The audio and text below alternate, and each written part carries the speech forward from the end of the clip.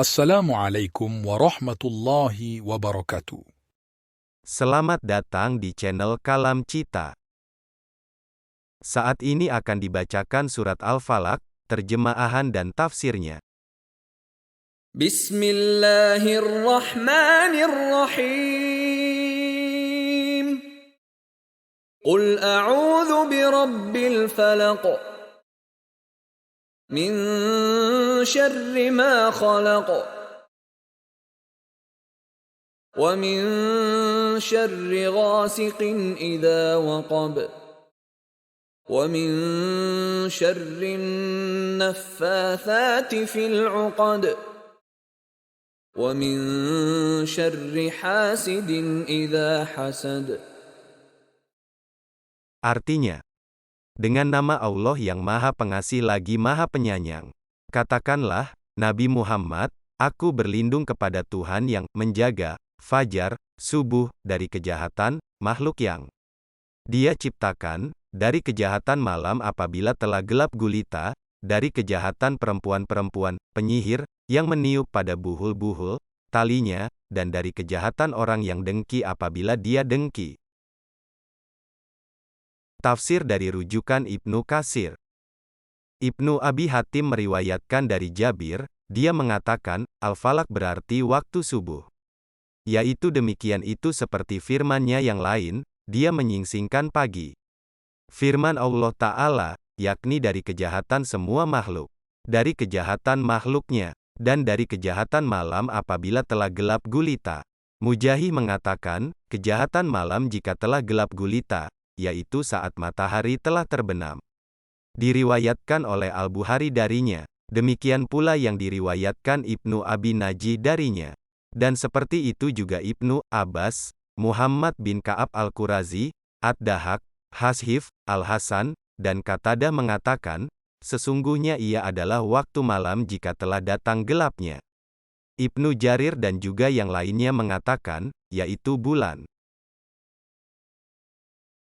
Dapat saya katakan, dan pijakan orang-orang yang berpegang pada pendapat tersebut adalah hadis yang diriwayatkan oleh Imam Ahmad, Abu Dawud Al-Hafri memberitahu kami, dari Ibnu Abi Zib, dari Al-Harits bin Abi Salamah, dia berkata, Aisyah berkata, Rasulullah pernah memegang tanganku dan memperlihatkan bulan kepadaku pada saat terbit dan beliau bersabda, berlindunglah kepada Allah dari kejahatan bulan ini jika terbenam. Diriwayatkan oleh At-Tirmidzi dan An-Nasai di dalam kedua kitab tafsir dari sunan keduanya. At-Tirmidzi mengatakan, hadis hasan sahih. Dan lafaznya sebagai berikut, berlindunglah kepada Allah dari kejahatan ini, karena sesungguhnya ini adalah bulan jika terbenam. Sedangkan lafaz An-Nasai berbunyi, berlindunglah kepada Allah dari kejahatan ini. Ini adalah bulan jika terbenam. Pemegang pendapat pertama menyatakan bahwa bulan merupakan salah satu tanda malam jika telah masuk. Dan itu tidak bertentangan dengan pendapat kami, karena bulan merupakan tanda malam dan tidak memiliki kekuasaan kecuali pada malam hari. Demikian juga bintang-bintang yang tidak akan bersinar kecuali pada malam hari, dan ia kembali kepada apa yang telah kami kemukakan. Wallahu a'lam. Dan firman Allah Ta'ala, dan dari kejahatan-kejahatan wanita tukang sihir yang menghembus pada buhul-buhul. Mujahid, Ikrimah, Al-Hasan, Qatadah, dan Ad-Dahak mengatakan, yakni tukang sihir. Mujahid mengatakan, yaitu ketika wanita-wanita itu membaca mantra dan menghembus pada buhul. Ibnu Jarir meriwayatkan dari Ibnu Taus, dari ayahnya, dia berkata, tidak ada sesuatu yang lebih dekat dengan kemusyrikan melebihi jampi ular dan orang gila. Dan dalam hadis lain disebutkan bahwa Jibril pernah datang kepada Nabi, lalu bertanya, apakah engkau merasa sakit hai Muhammad?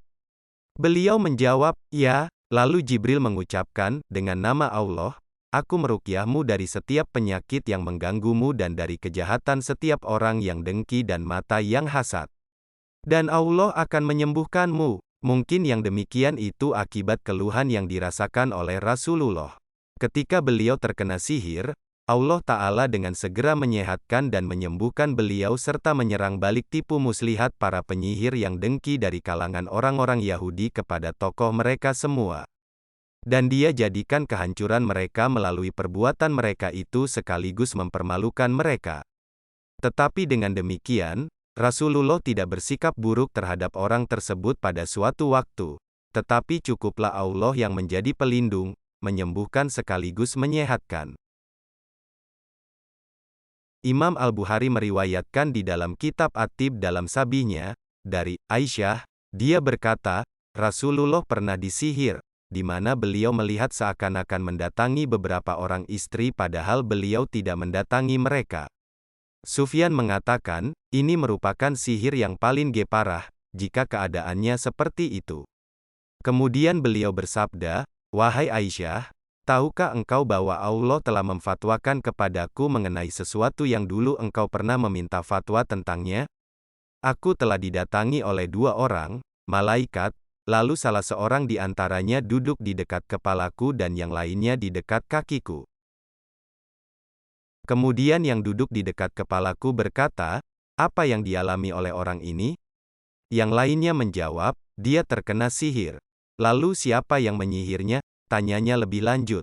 Dia menjawab, Labid bin Asem, seorang dari Bani Zuraik, sekutu Yahudi, yang dia seorang munafik. Dia bertanya, dalam wujud apa sihir itu? Dia menjawab, pada sisir dan bekas rontokan rambut. Lalu di mana semuanya itu berada? Tanya temannya. Dia menjawab, di kulit mayang kurma jantan di bawah dasar sumur Zarwan. Aisyah berkata melanjutkan perkataannya, kemudian Rasulullah mendatangi sumur itu dan mengeluarkan sihir tersebut. Selanjutnya beliau berkata, wahai Aisyah, inilah sumur yang pernah diperlihatkan kepadaku, seakan-akan airnya adalah celupan pacar, dan pohon kurmanya seperti kepala setan. Dan perawi hadis ini berkata, kemudian beliau mengeluarkannya. Dan diriwayatkan pula oleh Muslim. Demikianlah akhir dari tafsir Al-Quran ini.